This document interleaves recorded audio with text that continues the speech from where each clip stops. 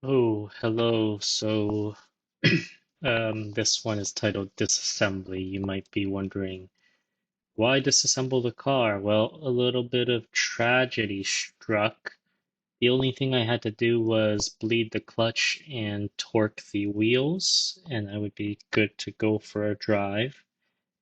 Unfortunately, when I was bleeding the clutch, it was going pretty good. Started getting clutch fluid after a few pumps, started seeing air. The pedal was starting to get a stiffer feel as I bled, and then all of a sudden there was a little pop, and if I opened the bleed screw, all the liquid started draining backwards. And then I looked under the car, and there was a puddle of brake fluid underneath my transmission. So something inside the transmission, I guess, broke or was not fully tightened.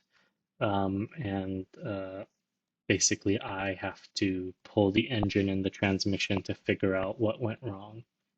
One thing that I missed on one of the build blogs was checking that the clutch line uh, nut was tightened fully.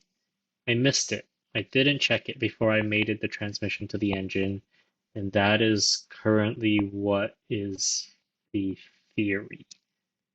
I talked to my dealer. He says he almost has never told anyone that they have to check that, and he's never had a problem. So I will just have to pull the engine and transmission to see what actually went wrong, unfortunately. So that means pretty much disassembling everything in the engine bay. So starting today, I loosened the handbrake so that I can remove the tunnel top.